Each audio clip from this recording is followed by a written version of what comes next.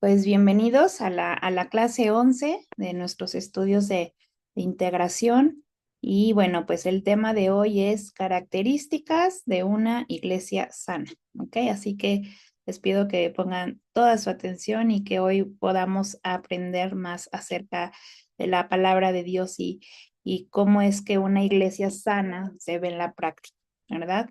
Entonces, bueno, lo primero que quiero que podamos entender en nuestro corazón es que no existen iglesias perfectas, pero sí existen iglesias sanas. ¿Por qué no existen iglesias perfectas? Porque como aprendimos en la lección pasada, pues la iglesia no es el edificio, ¿verdad? O sea, la iglesia es esa congregación, esa asamblea de creyentes que forman la iglesia.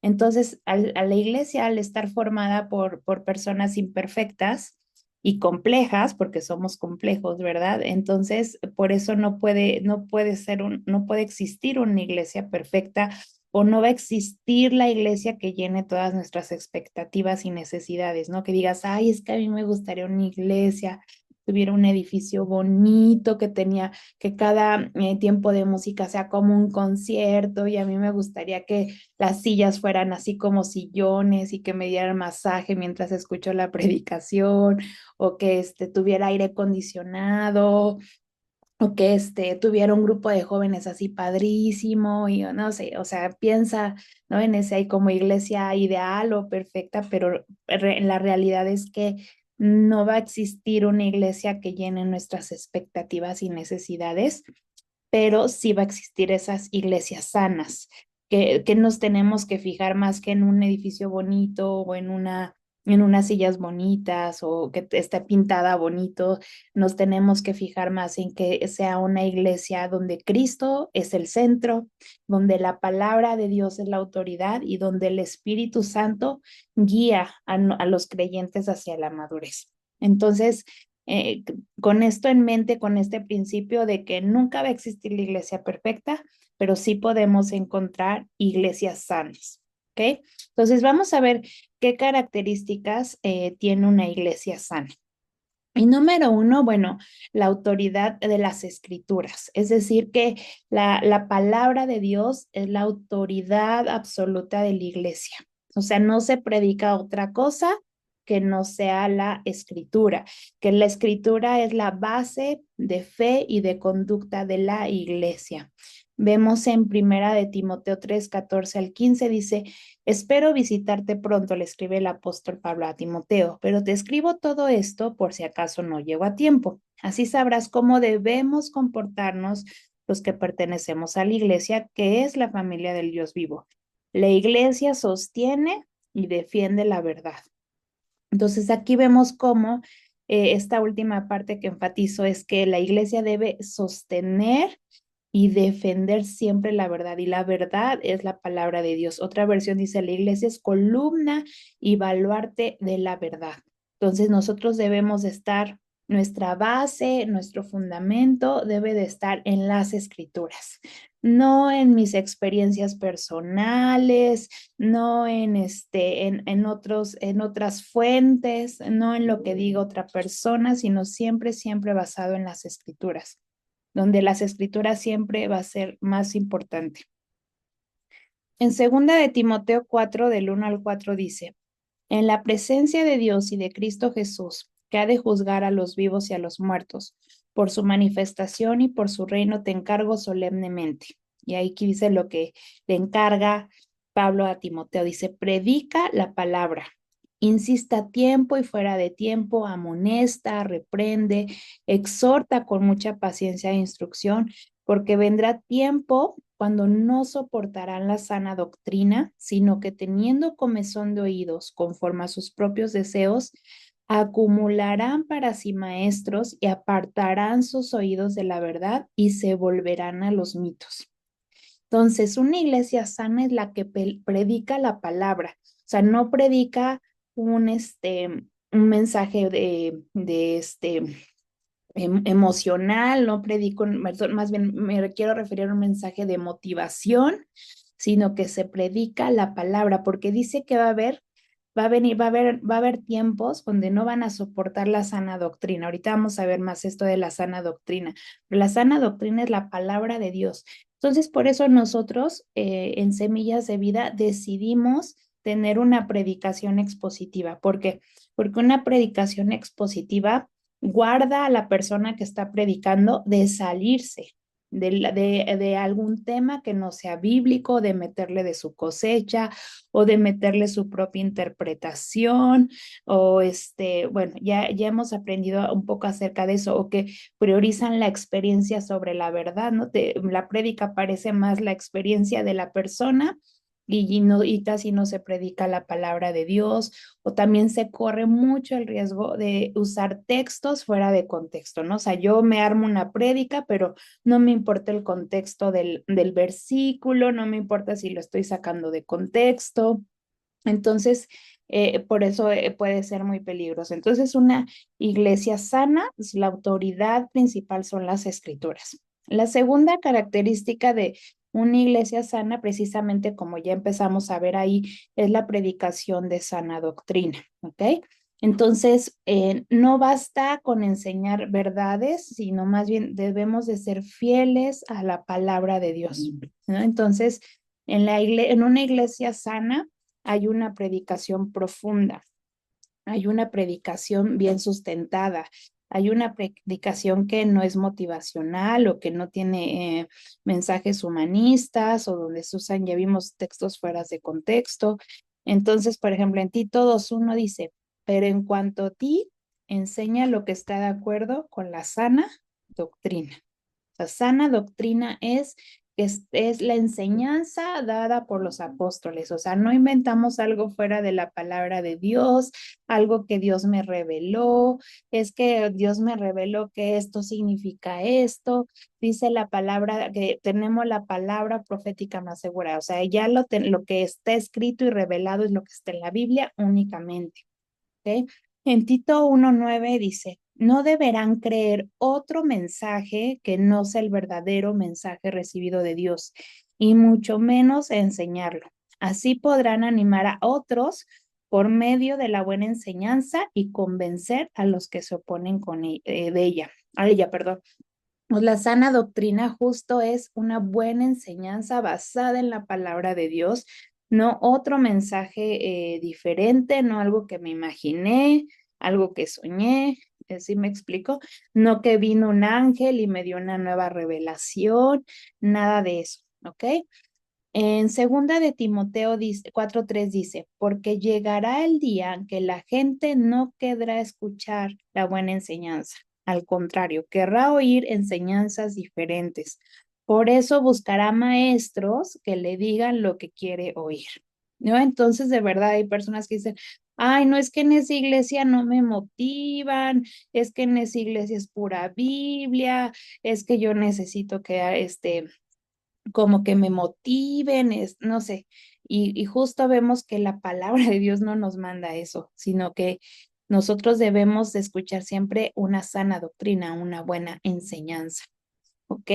Entonces, hay una frase de San Agustín que dice, en las cosas esenciales, unidad, en las secundarias, libertad y sobre todas las cosas el amor. ¿A qué se refiere eso? Porque muchas veces hay muchas iglesias que sin querer, yo quiero pensar que sin querer, tienen doctrinas falsas en aspectos secundarios, ¿no? Pero que aman al Señor sinceramente y que buscan agradar a Dios y que son fieles en evangelizar, pero que en las cosas secundarias, pues sí tienen doctrinas falsas. Entonces, por eso aquí San Agustín decía, en las cosas esenciales, unidad. Ustedes tienen que aprender que hay doctrinas fundamentales y hay doctrinas secundarias. Por ejemplo, una doctrina fundamental es que somos salvos por la fe, por medio de la gracia, a través del Señor Jesús, por su sacrificio que hizo en la cruz. O sea, eso es esencial, o sea, eso es una doctrina fundamental.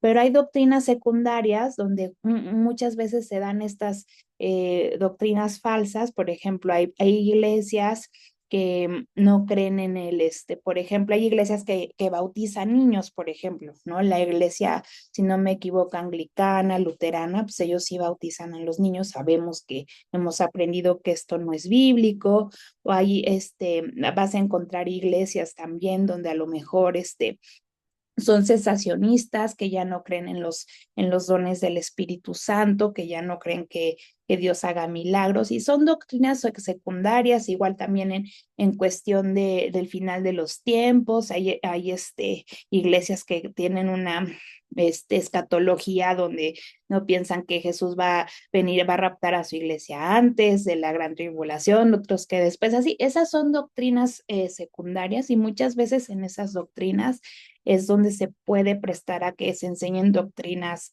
falsas, ¿ok? Y bueno, y muchas veces cuando tú estudias, a veces tú puedes tener una postura teológica, y cuando tú empiezas a estudiar la Biblia profundamente, pues cambia, la verdad es que cambia tu teología. Ahorita lo vamos a ver más adelante. Yo les decía al inicio, a mí me hubiera gustado tomar esta clase porque muchas de las cosas que vamos a ver, pues tuve que pasar por ellas, y después cuando me metí a estudiar profundamente, pues me di cuenta que eran doctrinas falsas las que en algunas cosas que yo había aprendido anteriormente.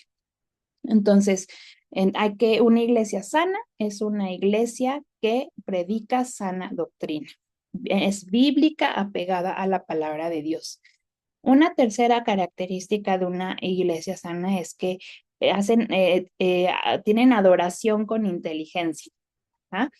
¿Y a qué me refiero con esto? Que el tiempo de música, de alabanza, de adoración no es solo una emoción, sino que realmente ese tiempo es un tiempo para reconocer quién es Dios, para exaltar lo que Él ha hecho. Y adoramos precisamente al Dios que conocemos. A mí me encanta este salmo en esta versión de Reina Valera, porque así viene, dice, cantad a Dios, cantad, cantad a nuestro Rey, cantad, porque Dios es el Rey de toda la tierra, cantad con inteligencia, ¿no? Entonces, muchas veces, aunque las canciones aparentemente son cristianas, teológicamente las canciones no son correctas. Y nosotros buscamos mucho igual porque cuidar como el tipo de canciones que se cantan en la iglesia, porque con la música enseñas teología, ¿no? Entonces, hay canciones que a veces pensamos que pareciera que son cristianas, pero teológicamente no son correctas. Entonces tenemos que cantar con inteligencia, ¿no? Saber, por ejemplo, hay una canción, digo, no se canta los domingos, pero se me viene a la mente una canción que le cantan a una persona muerta y que es cristiana, ¿no? Entonces esa canción no es correcta, por ejemplo.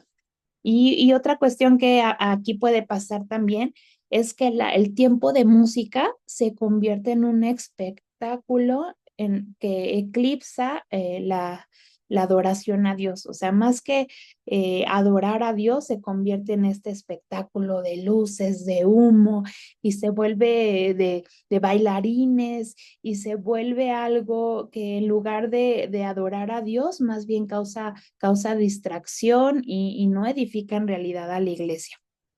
¿Ok? Entonces, una iglesia sana tiene una adoración con inteligencia. Una cuarta característica de una iglesia sana es que tiene discernimiento espiritual.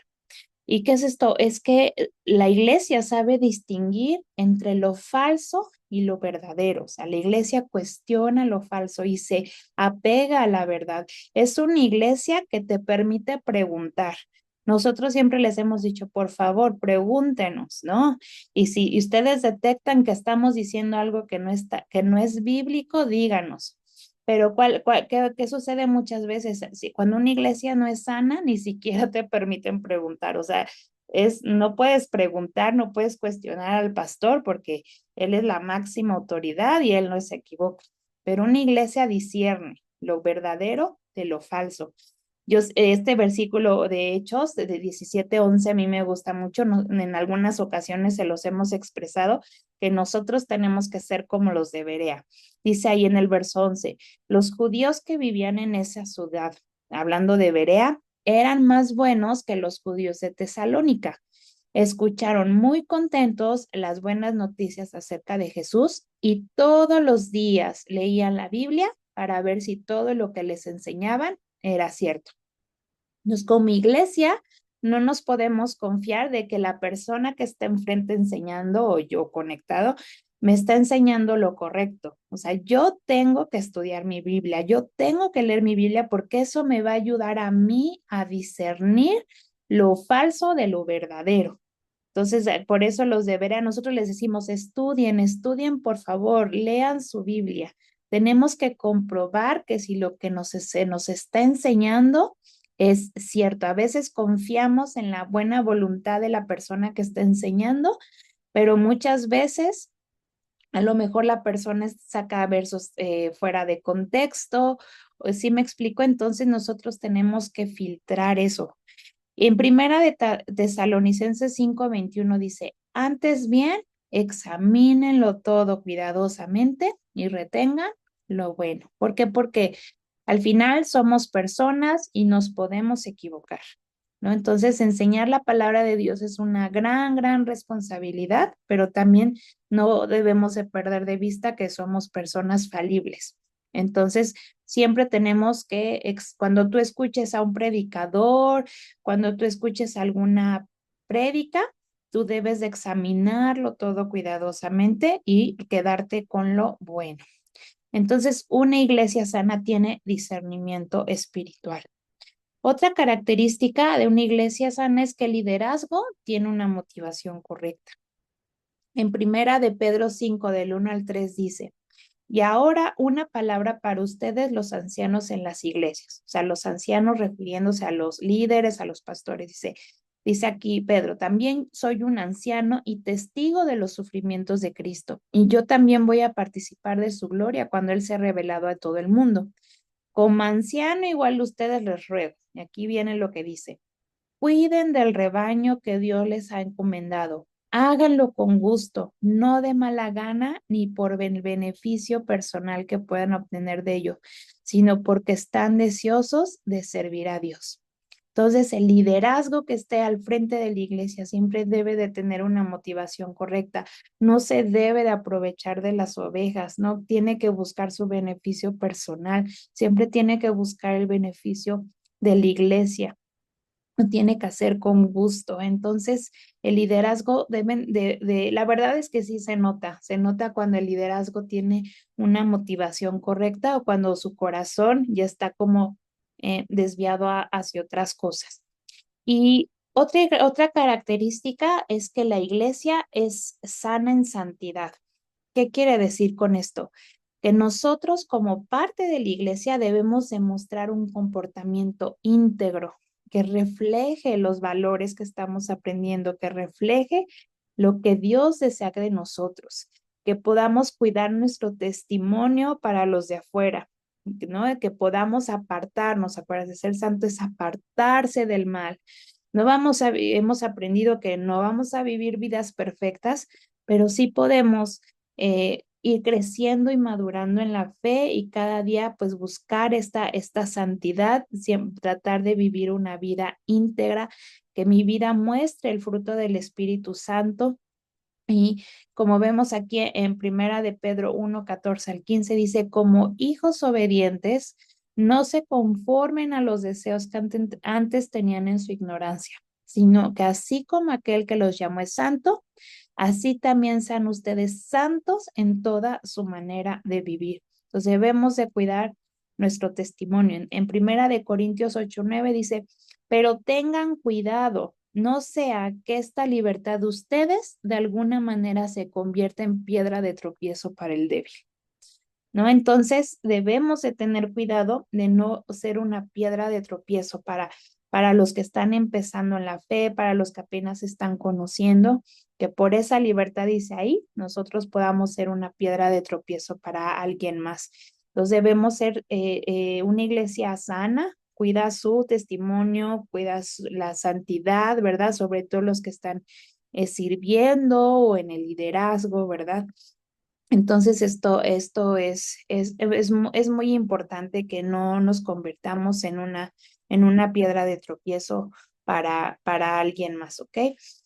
Una otra característica de una iglesia sana es que es sana en la unidad.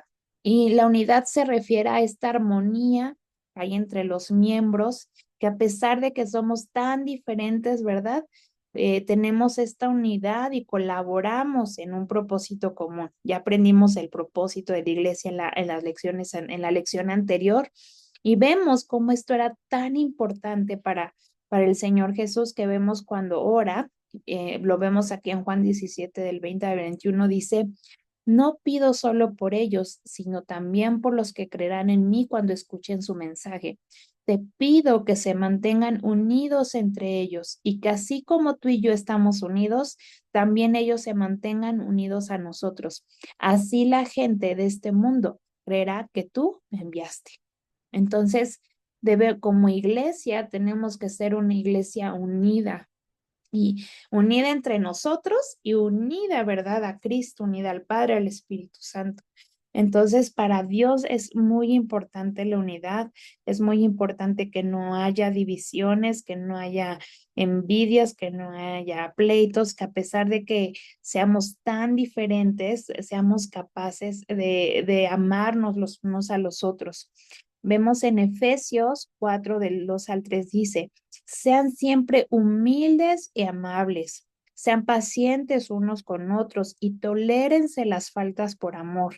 Hagan todo lo posible por mantenerse unidos en el espíritu y enlazados mediante la paz. Entonces, yo también debo de revisar mi actitud, ¿verdad? Va a haber personas en la iglesia, ya hemos aprendido igual, ¿verdad? Que en la iglesia va a haber diferentes personas con diferentes características, con diferentes niveles de madurez, que va a haber cristianos carnales, que va a haber cristianos espirituales, que va a haber solo simpatizantes, pero siempre en medio de toda esta diversidad tenemos que amarnos, ser humildes, tenemos que ser amables, pacientes. Debemos, dice, de tolerarnos las faltas. Obviamente en la iglesia va a haber personas con las que seas más afín, con las que te vas a identificar más, otras que no tanto, pero a todos debemos de amarnos, de ser pacientes los unos con los otros. Entonces a veces dicen, no es que en esa, y yo les decía, tenemos que revisar también nuestra actitud. ¿Por qué? Porque a veces dicen, no, es que en la iglesia ni me saluda, no, nadie me dice hola, ¿no? Entonces, pero bueno, a ver, pero tú igual saludas, tú igual te prestas para que te salude, ¿sí me explico? Entonces, debemos de cuidar mucho nuestra actitud y siempre tener este espíritu de unidad entre nosotros. Otra característica de una iglesia sana es que es sana en cumplir la misión de Cristo. ¿Y cuál es la misión que Cristo nos dejó? Lo podemos recordar aquí en Mateo 28, 19, 20, que dice: vayan pues y hagan discípulos de todas las naciones, bautizándolos en el nombre del Padre, del Hijo y del Espíritu Santo, enseñándoles a guardar todo lo que les he mandado. Y recuerden, yo estoy con ustedes todos los días hasta el fin del mundo. Entonces, una iglesia sana es la que no olvida esta misión, este propósito que tiene, porque muchas veces se convierte en un club social y se nos olvida lo más importante, que es predicar el evangelio, predicar la palabra. Olvida ese propósito de evangelizar, de formar discípulos, de expandir el reino de Dios. Entonces, una iglesia sana cumple la misión que Cristo nos ha dejado. Entonces, estas son 8 características. A lo mejor puede haber más, pero bueno, que pensamos que es lo principal de que tiene una iglesia que es sana. Repito, es sana, mas no perfecta, ¿verdad? Entonces, ahora vamos a ver algunas características de iglesias que no son sanas. Ya les dije las características de una iglesia sana, pero para distinguir una iglesia sana también tenemos que ver las características de iglesias que no son sanas, ¿ok? La primera característica de una iglesia que no es sana es cuando usan el don de lenguas fuera del orden de Primera de Corintios 14. ¿Ok? Entonces, es importante entender que la palabra de Dios nos dice que el Espíritu Santo reparte dones como Él quiere. Uno de esos dones mencionados es el don de lenguas, ¿ok? Y en este don de lenguas, ¿qué sucede? ¿No? A veces, porque es una característica no sana, cuando se hace fuera del orden de Primera de Corintios, primero porque, bueno, a veces hay iglesias que te dicen, no, es que si tú no hablas en lenguas, no tienes al Espíritu Santo. Y vamos a ver que eso no es correcto. Dicen, no es que tú necesitas el bautismo, hablan del bautismo del Espíritu Santo como si fuera una segunda experiencia. Y dice, no, es que mira, en Hechos dice que cuando fue el día de Pentecostés, el Espíritu Santo vino y hablaban en lenguas. Pero yo te quiero decir que las lenguas mencionadas en Hechos capítulo 2 no eran lenguas que no eran entendibles. O sea, y el milagro fue que empezaron a hablar en esa palabra de lenguas, se refiere a idiomas, a dialectos. Entonces ahí el milagro fue que vinieron judíos de otras partes que hablaban otros dialectos, otros idiomas, y entonces cuando les empezaron a predicar, empezaron a hablarles en su idioma, pero no fue un idioma desconocido. Entonces, otro lugar donde se mencionan las lenguas justo es en la iglesia de Corintios. Ahora, en la iglesia, si ustedes leen el Nuevo Testamento, las lenguas solo son mencionadas por el apóstol Pablo, no son mencionadas ni por el apóstol Pedro, ni por Santiago, ni por Juan, y solo lo menciona aquí en Corintios y lo hace y lo hace en una forma de corrección, porque la iglesia de Corintios estaba como que viviendo un desorden. Todo esto se ve en Primera de Corintios 14. No les puse todos los versículos porque si no se iba a alargar mucho, pero es importante que no te quedes con la duda, ¿ok? Entonces que tú te invito a leer Primera de Corintios 14 para que veas cómo es que funciona este don de lenguas. Vamos a ver ahorita algunos aspectos. Dice ahí, pues si hay en el verso 2.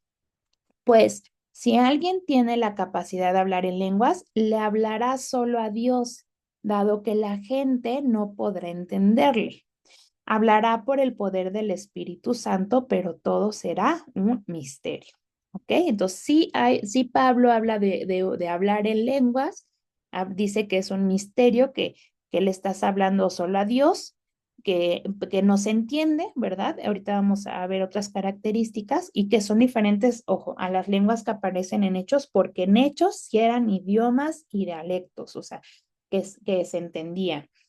Sigue diciendo ahorita en el verso 18-19, dice Pablo, yo le agradezco a Dios que hablo en lenguas más que cualquiera de ustedes, pero en una reunión de la iglesia para ayudar a otros, preferiría hablar 5 palabras comprensibles que 10,000 palabras en un idioma desconocido.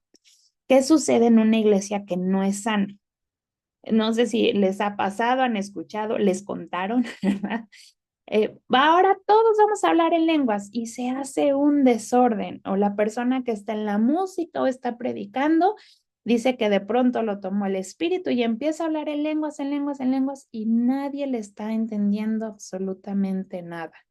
Y entonces eso se hace un desorden.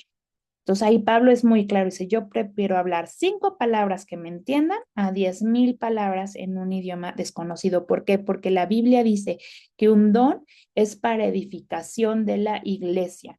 Y en este caso usar así el don de lenguas no está edificando a la iglesia.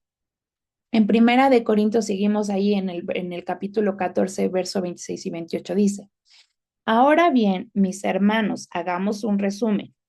Cuando se reúnan, uno de ustedes cantará, otro enseñará, otro contará alguna revelación especial que Dios le haya dado, otro hablará en lenguas y otro interpretará lo que dice. Pero cada cosa que se haga debe fortalecer a cada uno de ustedes, o sea, debe de ser en beneficio de la iglesia. Dice, no más de 2 o 3 deberán hablar en lenguas. Deben hablar uno a la vez y que alguien interprete lo que ellos digan. Pero si no hay nadie presente que pueda interpretar, ellos deberán guardar silencio en la reunión de la iglesia y hablar en lenguas a Dios en forma privada. ¿Ok? Entonces creo que aquí es Pablo es muy claro. O sea, si alguien va a hablar en lenguas, se hace en orden, uno a la vez y debe de haber un intérprete. Si no hay intérprete, entonces esa persona guarda silencio y solo lo hace con Dios en forma privada. ¿Qué sucede en una iglesia que no es sana? justo yo les decía, usan el don de lenguas fuera del orden de Primera de Corintios 14. Aquí Pablo está indicando exactamente cómo es que funciona este don, digámoslo así. Entonces, podemos ver que no es un desorden, no es que todos nos ponemos a hablar en lenguas, podemos ver que si bien es un don del Espíritu Santo, no todos lo tienen, que debe de ser para edificación. Y yo quiero que se pongan a pensar en algo. Por 19 siglos no hubo don de lenguas. Este movimiento de las lenguas surgió hasta 1903. ¿Ok? Hasta 1903, pero por 19 siglos esto no se vio en la iglesia. ¿Ok? Entonces eso es algo que nos puede poner a pensar. Y la única iglesia a la que Pablo le escribe acerca de las lenguas es a la iglesia de los Corintios, y porque estaban haciendo un desorden. Entonces, una iglesia que no es sana, ¿verdad? Vimos que usa el don de lenguas fuera del orden de Primera de Corintios 14. Entonces yo les pido que lean, como ya les dije, lo examinen todo, que lean Primera de Corintios 14 y ahí, bueno, Pablo dice varias cosas importantes. Yo traté de ponerle los versículos pues más relevantes. Otra segunda característica de una iglesia no sana es que tienen un énfasis incorrecto del rol del Espíritu Santo. ¿Ok? ¿Qué sucede? Vamos a leer Efesios 1:13. Dice, en él también ustedes, después de escuchar el mensaje de la verdad, el evangelio de su salvación, y habiendo creído, fueron sellados en él con el Espíritu Santo de la promesa. Pues no sé si han visto que dicen, van y oran por ti y ahora recibe el Espíritu Santo, ¿no? Y entonces yo te quiero decir que el Espíritu Santo, la Biblia dice que tú lo recibiste en el momento que creíste, fuiste sellado, recibiste al Espíritu Santo. O sea, el Espíritu Santo no se recibe en partes. No es que tengas que alguien orar por ti y entonces reciba el Espíritu Santo. Eso no es bíblico, ¿ok? Yo no se ve en la palabra de Dios en ningún momento que los apóstoles, que el mismo Cristo haya hecho esta práctica de ir, de orar por alguien, decirle, ahora te voy a tirar y recibe el Espíritu Santo, ¿ok? Eh, Vemos en Gálatas 5 del 22 al 23 dice, pero el fruto del Espíritu es amor, gozo, paz, paciencia, benignidad, bondad, fidelidad, mansedumbre, dominio propio. Contra tales cosas no hay ley. Entonces, la evidencia del Espíritu Santo en nuestras vidas es mostrar el fruto del Espíritu. No es hablar en lenguas, ¿verdad? Porque ya vimos que no todos tienen ese don. No es caerse al piso, no es temblar, no es sentir que te emborrachaste del Espíritu Santo. Estas prácticas no son bíblicas, no las vemos no las vemos en el Nuevo Testamento. Yo quiero hacerte reflexionar en esto. Piensa, a ver, eso lo hacía Pablo, eso lo hacía Pedro, eso lo hacía Juan, ¿verdad? Eso lo hacía el mismo Jesús, ¿verdad? En ninguna parte del Nuevo Testamento vemos estas prácticas. O sea, la evidencia del Espíritu Santo en una vida es cuando muestra el fruto del Espíritu. No ninguna de estas otras prácticas están fuera de la palabra de Dios. Y muchos, vamos a leer Hechos 1:8, dice, porque dice, no es que recibes el poder del Espíritu Santo, pero vamos a ver, dice, pero recibirán poder cuando el Espíritu Santo venga sobre ustedes y serán mis testigos en Jerusalén, en toda Judea y Samaria y hasta los confines de la tierra. El poder que recibimos del Espíritu Santo no es para caernos ni para temblar. El poder que recibimos es para proclamar el Evangelio. Entonces, muchas veces en una iglesia que no es sana, hay experiencias emocionales y desordenadas que en lugar de traerte paz, hasta te puede causar temor, ¿no? Y si una nueva persona entra a escuchar la palabra y ve estas prácticas desordenadas, se va a espantar. De hecho, en Corintios, si ustedes leen Primera de Corintios 14, que les dejé ahí que leyeran, Pablo les dice, o sea, si alguien entra y lo estoy parafraseando, ¿no? Pero dice Pablo, si alguien entra y los ve hablando como locos, que no se les entiende, van a pensar que están locos, ¿no? Entonces, así, cuando hay estas experiencias desordenadas y emocionales, causan temor, causan confusión en lugar de causar paz. Entonces, esta es una característica de una iglesia, pues, que no es sana. Otra característica de una iglesia no sana es la palabra de fe. Entonces, ¿qué sucede? Esta enseñanza es que te dice, no, es que lo que tú declaras con tu boca sucede. No, ten cuidado con lo que declaras. No, no, no digas que estás enfermo. No, tú no digas eso. No, tú di que no estás enfermo, porque lo que tú declaras con tu boca, eso va a suceder. O lo que tú decretas, eso vas a obtener. Entonces dices, no, pues yo declaro que voy a tener mi casa y voy a tener este carro y yo declaro y yo lo decreto y yo lo reclamo. ¿Y qué sucede muchas veces? Que los creyentes terminan heridos, pues porque para empezar, no es que tú le exijas a Dios algo, ¿no? La palabra dice que debemos de decir si es tu voluntad, si Dios quiere, ¿verdad? Entonces terminan desanimados porque dice, pero es que lloré y yo lo declaré, yo lo decreté, yo lo manifesté y entonces cuando no sucede, el creyente siente que Dios le falló o a veces sienten, le dicen, no, es que no lo hiciste con fe, te faltó fe, por eso no lo obtuviste. Entonces, esta enseñanza está basada en versículos que han sido sacados fuera de su contexto. No es una práctica bíblica, tiene un origen, incluso tiene un origen ay, se me fue, en la nueva era, si ya ustedes se ponen a investigar, esta práctica tiene origen en la nueva era, en cosas de metafísica, en prácticas orientales. Entonces, el yo declaro, el yo decreto, el yo manifiesto no es bíblico. También de, no es que si tú lo piensas, tú lo vas a traer.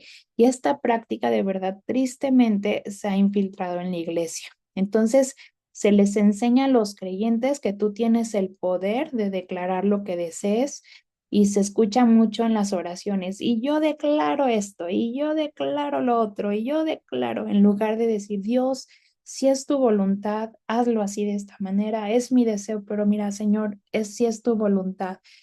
Yo me rindo, yo hazlo, ¿no? Entonces jamás vemos, les vuelvo a repetir, jamás vemos en la Biblia a Pablo ni a Pedro decretando, ni declarando, ni a Juan, ni a Jesús, ¿no? Incluso jamás, jamás vemos al apóstol Pablo diciendo, y yo declaro que mi aguijón en la carne se me quita en el nombre de Jesús. O sea, ya hasta lo agarramos como algo místico, ¿no? Entonces yo jamás veo al apóstol Pablo diciendo eso, ¿no? Al contrario, o sea, ¿no? O sea, Pablo le dice, o sea, sí se puede, ¿no? Pero Dios le responde, o sea, bástate mi gracia, no te voy a sanar, ¿no? O sea, bástate mi gracia porque mi poder se perfecciona en tu debilidad. Entonces debemos de tener mucho, mucho cuidado con esta práctica de palabra de fe, no es bíblica. Yo les digo, nosotros pasamos por todo esto, yo sé de lo que les estoy hablando y esto no es para nada bíblico, ¿ok? Otra característica de una iglesia no sana es un énfasis exagerado en lo milagroso, ¿ok? Entonces se habla de prodigios, de noches de milagros, que cae oro y que Dios pone dientes de oro y que caen diamantes en la iglesia, ¿no? Y que dicen, ven, ven y recibe tu milagro. Y a veces de verdad juegan con la necesidad de la gente y la gente va esperando un milagro de parte de Dios. Y cuando no sucede, porque pues así Dios lo ha decidido en su soberana y buena voluntad, pues, las personas se sienten mal, sienten que les faltó fe. Entonces, claro que Dios hace milagros, por supuesto que Dios hace milagros, pero Dios no hace milagros en una hora en específico, ¿no? O sea que es la noche de milagros y Dios solo va a hacer milagros de 8 a 10. De otro horario ya no, ¿verdad? Entonces, vemos que en realidad, si ustedes leen el Nuevo Testamento, el énfasis no era en los milagros, o sea, siempre el énfasis fue la predicación del Evangelio. Y claro que los apóstoles hicieron milagros, Dios los usó, Jesús hacía milagros, pero jamás fue ese el énfasis, siempre fue la salvación, el sacrificio de Cristo.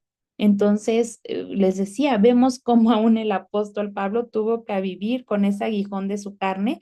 No se sabe exactamente qué era, pero se cree que era una enfermedad que el apóstol Pablo padecía y que Dios no se la quita, ¿no? Y que el apóstol tuvo que aprender a vivir con esa enfermedad y no fue que le faltó fe, no fue que estuviera en pecado, ¿verdad? Porque a veces no es que Dios no te sanó porque estás en pecado o te pasó eso porque estás en pecado, no.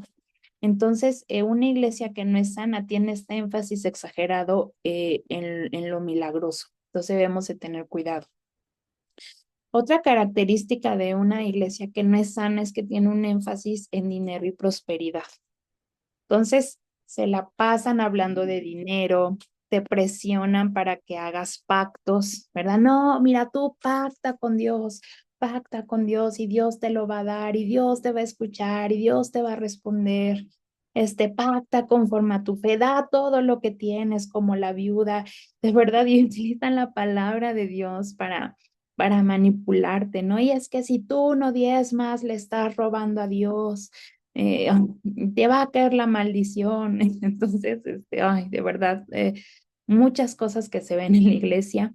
Y dar, claro que sí, dar es un principio bíblico, ¿no? Que muestra nuestro corazón de gratitud y de confianza en Dios, pero ya hemos aprendido, ¿verdad? Que la Biblia dice que damos conforme proponemos en nuestro corazón con alegría, damos conforme hayamos prosperado.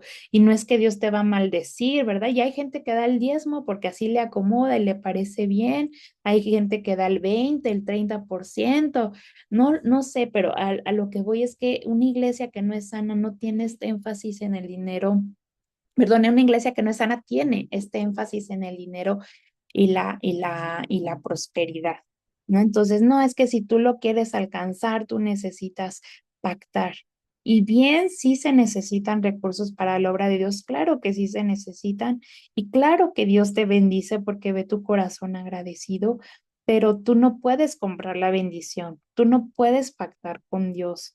O sea, no es sano que el enfoque sea el dinero. A nosotros nos pasó que nos dice, es que Dios me dice que me tienen que dar algo, ¿no? Y nosotros así de qué raro, porque nosotros Dios no nos ha dicho nada, ¿no? Entonces, es importante tener cuidado y cuando tienen este énfasis en el dinero y la prosperidad, es que pues no es una iglesia sana.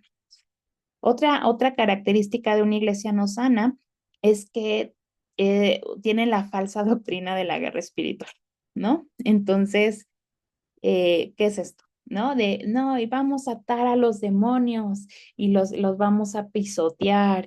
Y entonces, no, tú necesitas liberación, tú necesitas que te expulsemos los demonios y pisan al diablo con la planta de los pies y lo atan y lo echan fuera y luego yo creo que se vuelve a desatar porque otra vez lo atan y lo echan fuera y luego tienen esta énfasis en echar fuera de todo tipo de espíritu. No es que vamos a echar fuera un espíritu de sueño, espíritu de pobreza, espíritu de flojera, espíritu, o sea, se inventan una de espíritus que la verdad pues no es bíblico, ¿no? Vemos, a veces hablan hasta más de Satanás que del propio Cristo. Entonces, todas estas prácticas de atar y desatar demonios, de pisarle la cabeza al diablo, de ponerte a guerrear, de ponerte a declararle la guerra, pues no es bíblico, ¿no? De que te quieran, de que a ti como cristiano te quieran expulsar los demonios y se inventan miles de espíritus, tampoco es correcto. Vemos que sí, efectivamente, sí estamos en una guerra espiritual, pero no es de esa manera. Vemos en Efesios 6 del 10 al 13 dice, por lo demás, fortalezcanse en el Señor y en el poder de su fuerza. Revístanse con toda la armadura de Dios para que puedan estar firmes contra las insidias del diablo porque nuestra lucha no es contra carne y sangre, sino contra principados, contra potestades, contra los poderes de este mundo de tinieblas, contra las fuerzas espirituales de maldad en las regiones celestes. Por tanto, tomen toda la armadura de Dios para que puedan resistir en el día malo, y habiéndolo hecho todo, estad firmes. También les dejo de tarea seguir leyendo en el verso 14 y empieza a describir la armadura de Dios, pero jamás vemos en la Biblia al apóstol Pablo, al apóstol Pedro, a Juan, a Santiago, atando, desatando demonios, pisándole la cabeza al diablo. La guerra espiritual se gana viviendo una vida sometida a Cristo. Así se gana la guerra espiritual, no peleándote con el diablo, ¿ok? Entonces, esa es una otra característica de una iglesia que no es sana. Otra característica es un liderazgo deshonesto, ¿ok? Dice la palabra de Dios, palabra, en primera de Timoteo 3 del 1 al 6 dice, palabra fiel es esta, si alguien aspira al cargo de obispo, de supervisor, buena obra desea hacer. Un obispo debe ser, un pastor, un servidor, debe ser, pues, irreprochable, marido de una sola mujer, sobrio, prudente, de conducta decorosa, hospitalario, apto para enseñar, no dado a la bebida, no pendenciero, sino amable, no contencioso, no avaricioso, que gobierne bien su casa, teniendo a sus hijos sujetos con toda dignidad. Pues si un hombre no sabe cómo gobernar su propia casa, ¿cómo podrá cuidar la iglesia de Dios? No debe ser un recién convertido, no sea que se envanezca y caiga en la condenación en que cayó el diablo. Entonces vemos aquí que la Biblia es muy clara cómo es que el liderazgo que está al frente de la iglesia, ¿verdad? Debe de tener, ¿verdad? Un buen testimonio, y ahí nos dice todas estas características. Entonces, si enfrente de la iglesia hay un liderazgo deshonesto, donde el pastor es infiel, le anda echándolo, le anda coqueteando con las muchachas, no sé, de verdad se ven tantas cosas, pues no es una iglesia sana. En segunda de Pedro 3, 16, 18, dice, asimismo en todas sus cartas habla en ellas de esto, en las cuales hay algunas cosas difíciles de entender, que los ignorantes inestables tuercen, como también tuercen el resto de las escrituras, para su propia perdición. Por tanto, amados, sabiendo esto de antemano, estén en guardia, no sea que arrastrados por el error de hombres libertinos caigan de su firmeza. Antes bien, crezcan en la gracia y el conocimiento de nuestro Señor y Salvador Jesucristo. A Él sea la gloria, ahora y hasta el día de la eternidad. Amén. Entonces, vemos cómo también el liderazgo puede ser deshonesto porque puede torcer las escrituras. O sea, pueden usar las escrituras para manipular y para usarlas a su favor. Entonces dice aquí Pedro que nosotros debemos estar en guardia, que no nos hagan dudar, que no nos hagan caer de nuestra firmeza, que nosotros debemos de crecer en la gracia y el conocimiento de nuestro Señor. Entonces, debemos de tener cuidado porque muchos de verdad lo hacen con una mala intención, un mal corazón, el torcer las escrituras y el poder engañar y manipularnos para cosas que no son bíblicas y no son correctas. Otra característica de una iglesia falsa es que hay falsos maestros, ¿ok? Vemos en segunda de Pedro 2, del 1 al 3, que dice, en el pueblo de Israel hubo también algunos que decían ser enviados por Dios, pero no lo eran. Así también entre ustedes habrá quienes se crean maestros enviados por Dios sin serlo. Ellos les darán enseñanzas falsas y peligrosas sin que ustedes se den cuenta, y hasta dirán que Jesucristo no es capaz de salvar. Por eso, cuando ellos menos lo esperen, serán destruidos por completo. Mucha gente vivirá como esos falsos maestros, haciendo todo lo malo que se les antoje. Por culpa de ellos, la gente hablará mal de los cristianos y de su modo de vivir. Esos falsos maestros desearán tener más y más dinero y lo ganarán enseñando mentiras. Pero Dios ya decidió castigarlos desde hace mucho tiempo y no se salvarán de ese castigo. Entonces debemos de tener cuidado con los falsos maestros y me llama aquí la atención como que muchas veces ni siquiera nos vamos a dar cuenta de esas enseñanzas falsas y peligrosas, pero ya vimos que tenemos que ser como los de Berea, comprobar que lo que nos estén enseñando sea correcto, discernir entre lo falso y lo verdadero, examinarlo todo y de retener lo bueno y desechar lo malo. Entonces vemos que va a haber falsos maestros desafortunadamente dentro de la iglesia. Entonces debemos de cuidar una iglesia que no es sana, pues tiene falsos maestros, tiene falsas enseñanzas que son peligrosas. Entonces debemos de tener cuidado con eso. Otra característica de una iglesia que no es sana es que tiene un liderazgo abusivo, puede tener un liderazgo abusivo. ¿Qué es esto? Vemos cómo en Primera de Pedro 5:1-3 dice, ahí les puse el resumen, no están todos los versículos completos, pero dice, y ahora una palabra para ustedes los ancianos en las iglesias. Sigue diciendo otras cosas, dice, les ruego, y en el verso 3 dice, no abusen de la autoridad que tienen sobre los que están a su cargo, sino guíenlos con su buen ejemplo. Entonces, muchas veces hay pastores, líderes que abusan de la autoridad que Dios les ha dado y manipulan a las personas y se creen líderes ungidos por Dios que no puedes cuestionar porque son son el gran apóstol, el gran pastor, el gran profeta, ¿verdad? Y abusan de la autoridad y quieren controlar la vida de las personas. De verdad, nosotros conocemos personas que muchas veces hasta su relación familiar se ha afectado por por un mal consejo de liderazgo, porque le hacen sentir mal a la persona, de no, primero está Dios y primero está la iglesia, pero de una manera manipulativa, espero de estarme dando a entender, ¿no? Entonces, no, el liderazgo no debe de abusar de la autoridad. Un pastor está para guiar, está para aconsejar, está para predicar la palabra, para cuidar al rebaño, pero jamás va a controlar la vida de las personas. O sea, sí me explico, al final la decisión la toma uno. Entonces, debemos de tener cuidado de que no es que si en la iglesia hay un liderazgo abusivo, es que no es una iglesia sana, ¿no? Entonces también ahí han surgido personas que dicen, no, es que yo soy el apóstol, ¿no? Yo soy el apóstol fulanito de tal.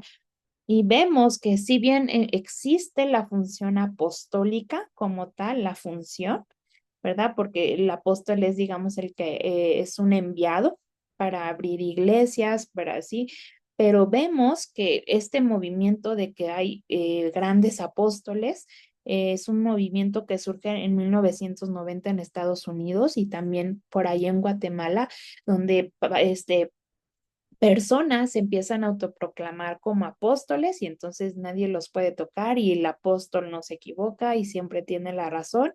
Pero vemos que bíblicamente desde la muerte del apóstol Juan en el año 95 después de Cristo no ha habido más apóstoles en el sentido bíblico, o sea, como lo dice la palabra de Dios. Entonces también esto es una característica de una iglesia que no es sana. Otra característica es el legalismo. ¿Qué sucede aquí? Que cuando una iglesia es legalista, empiezan a ver el cristianismo como un conjunto de reglas que hay que obedecer y añaden reglas incluso que no son bíblicas y le dan más peso o autoridad a las reglas que al tener una relación con Dios, ¿no? Y sacan igual textos fuera de contexto y entonces aquí podemos caer en cosas como, no, es que tienes que guardar el sábado, pero tienes que guardar las fiestas como el pueblo de Israel y te tienes que circuncidar y entonces es que a lo mejor tú eres un judío perdido, y de verdad caen en un legalismo que termina negando la obra del Señor Jesús, ¿no? Y entonces, otro ejemplo es que en algunas iglesias, por ejemplo, a las mujeres se les prohíbe usar maquillaje, accesorios, pantalón, tienen que usar velo, se tienen que sentar separadas de los hombres y vemos que esto es algo más cultural que realmente el principio bíblico que hay detrás. Por ejemplo, vemos en Primera de Timoteo 2:9, ¿no? Y quiero que las mujeres se vistan de una manera modesta. Deberían llevar ropa decente y apropiada y no llamar la atención con la manera en que se arreglan el cabello, ni con accesorios de oro, ni con perlas, ni ropa costosa. O sea, vemos ahí que sí, ¿no? El principio, pero que no tiene nada de malo si tú usas pantalón o maquillaje, siempre y cuando tú lo hagas de una manera modesta, decente, propia, ¿no? Entonces, hay muchas iglesias que caen en estos legalismos y entonces, pues eso no es una característica de una iglesia que no es sana. Y bueno, finalmente, bueno, esas fueron algunas características. Puede que haya más, ¿verdad? Pero bueno, son algunas de ellas. Y bueno, ya estoy terminando. Finalmente, algunos consejos extra. Cuídate de los extremos. ¿Por qué? Porque como ya vimos, puedes encontrar iglesias muy legalistas, ¿verdad? O también el otro extremo que son muy liberales. Y en estas iglesias liberales, pues toleran el pecado y aceptan prácticas no bíblicas, ¿no? Entonces, aceptan, por ejemplo, el matrimonio homosexual, cosas así, de verdad. Y también, por ejemplo, podemos encontrar denominaciones, dentro del cristianismo podemos encontrar denominaciones, entonces, que comparten una misma historia y las doctrinas fundamentales que les explicaba las comparten, pero que en las doctrinas secundarias tienen prácticas distintas, ¿no? Entonces, por ejemplo, pues ya les decía, hay iglesias, denominaciones cristianas que bautizan niños, por ejemplo. Hay iglesias cristianas que no creen en los milagros. Otro ejemplo son las iglesias reformadas o calvinistas, que ahí hay una diferencia en la cuestión de soteriología, en la cuestión de salvación, porque ellos dicen por ejemplo, que Cristo solo murió por los elegidos, que no murió por todos, que solo murió por unos cuantos, por unos elegidos. Y entonces hay que cuidarnos de esos extremos porque a lo mejor sí pueden ser iglesias sanas, porque ya vimos que no hay iglesias perfectas, pero que si tienen posturas diferentes en doctrinas secundarias, nos pueden hacer creer que si no estamos de su lado, que si no crees como ellos, entonces no estamos en una iglesia de sana doctrina. Pero ya vimos las características de una iglesia con sana doctrina, entonces debemos de tener solo cuidado con estos extremos. Y también el otro consejo es cuídate de las sectas. ¿Qué son las sectas? Pues las sectas son grupos que sí se desvían de las doctrinas o las enseñanzas esenciales de la fe, o sea, a diferencia de las diferentes denominaciones que existen, aquí que no se desvían de lo fundamental, aquí sí, o sea, sí, aquí sí se desvían de las doctrinas fundamentales y se postulan pues como los únicos que tienen la verdad absoluta, ¿no? Vamos a ver algunas características de las sectas para que también ustedes puedan identificarlas. Y es que las sectas algo que tienen es que le suman o añaden a la Biblia otra autoridad, ¿no? Entonces es la Biblia. ¿Se acuerdan que vimos al principio que una característica de una iglesia sana es la autoridad total de la Biblia, o sea, de la palabra de Dios? Y acá no, en una secta siempre es la Biblia más otra cosa. Por ejemplo, los mormones tienen el libro de la Biblia, el libro del Mormón, la perla de gran precio y otro libro de doctrina. Los testigos de Jehová no tienen como otro libro, pero sí tienen un cuerpo gobernante que determina lo que deben creer y que este cuerpo gobernante, o sea, no se equivoca porque creen que ellos son el gobierno de Dios en la tierra. En el caso del catolicismo, aquí el catolicismo sí tiene algunas características como de secta, porque aquí ¿qué es? Es la Biblia más ¿cuál es la otra autoridad? Pues lo que diga el Papa y el Papa es infalible. El magisterio católico es infalible. Entonces, es la Biblia más otra cosa. Entonces, esa es una característica de una secta que debemos de tener cuidado. Otra característica es que le restan a la persona o a la obra de Cristo.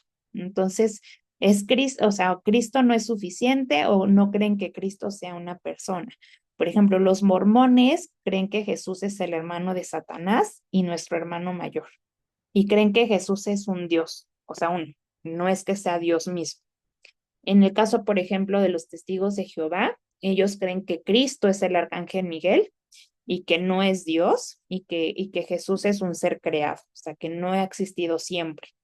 En el caso del catolicismo, ellos sí creen que Cristo es Dios, pero le restan a la obra de Cristo porque no es suficiente lo que Cristo hizo en la cruz, sino que necesitamos la intercesión de María, la intercesión de los santos, necesitamos que un sacerdote nos perdone los pecados. Entonces ahí le restan a la obra de Cristo, a diferencia de nosotros que creemos que la obra de Cristo es más que suficiente.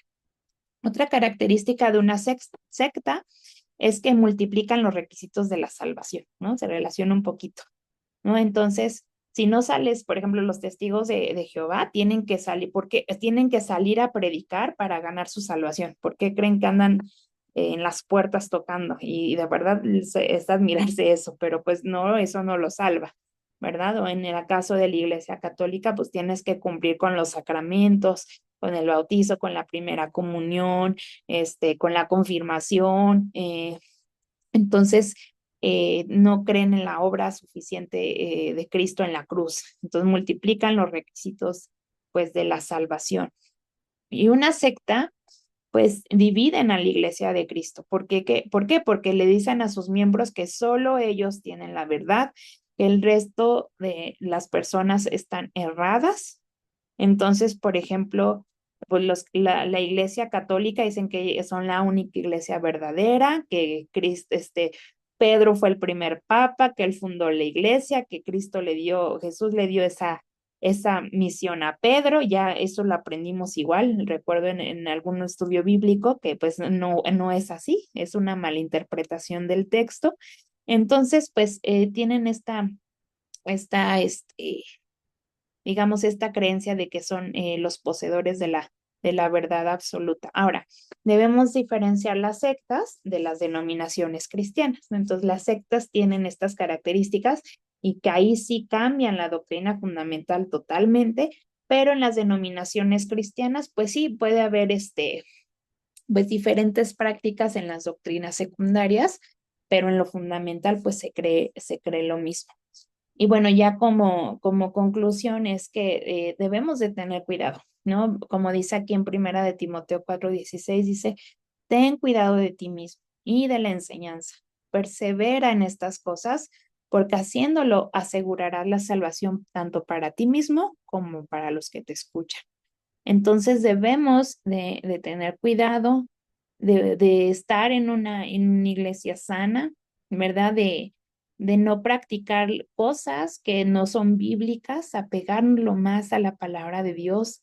Nosotros buscamos ser una iglesia bíblica. No tenemos una denominación como tal. Nosotros queremos ser una iglesia bíblica, pegada a la palabra de Dios y amemos a la iglesia. Vemos que no existe la iglesia perfecta, pero sí una iglesia sana. Y amemos la iglesia porque Cristo amó la iglesia y dio su vida por ella. Así que con esto, pues yo termino.